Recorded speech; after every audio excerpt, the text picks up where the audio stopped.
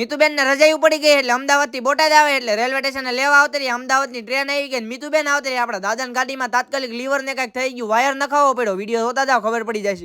તો કેમ છો બધા મિત્રો, મજામાં દેશો? આપડા નવા મિની વ્લોગમાં તમારું બધાનું સ્વાગત છે. 11 વાગે નાહી ધોઈને ફ્રેશ થઈ ગયા. મોટી દુકાને બેહવાનું કીધું એટલે ધ્યાન રાખવા આવતા. દુકાને નવરા કંટાળો આવતો એટલે દર્શનભાઈ ને આકાશભાઈ બેયને દુકાને બેહવા બોલાવ્યા.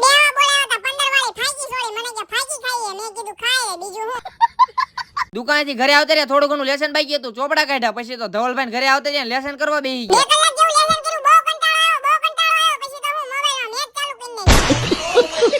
દાદાને ફોન આવ્યો કે ગાડીમાં લીવર બગડી ગયો, વાયર નખાવા જવાનો. પછી તો આપડા ભાઈબંધ ની દુકાને આવતા રહ્યા વાયર નખાવાના. આપડા ભાઈબંધે નવો વાયર નાખી દીધો. ગાડી લઈને ઘરે આવતા ધવલભાઈ આવ્યા. મને કે ટ્યુશન નો ટાઈમ થઈ ગયો, ગાડી કાઢી નીકળી ગયા હું ને ધવલભાઈ ટ્યુશન. હજી અમારે ટ્યુશન માં નહોતું જવાનું, 6 વાગ્યા જવાનું હતું. એટલે બધા ભાઈબંધ ભેગા થઈ ગયા. 6 જેવું વાગી ગયું, બધા ભાઈબંધ ટ્યુશન માં આવી ગયા. મળશું આપણે 2 કલાક પછી. ટ્યુશન માં હતા. મીતુબેન નો ફોન આવ્યો કે રેલવે સ્ટેશન ગાડી કાઢી નીકળી ગયા. મીતુબેન ને રેલવે સ્ટેશન લેવા આવતા રહ્યા. મીતુબેન ને રેલવે સ્ટેશન લેવા પ્લેટફોર્મ ઉપર જવું પડે એટલે 10 વાળી ટિકિટ લેવી પડે. પછી તો હું 5 રૂપિયા આ ખીચામાં 5 રૂપિયા ઓલા ખીચામાં એમ કરીને 10 રૂપિયા કાઢ્યા, ટિકિટ લઈ લીધી.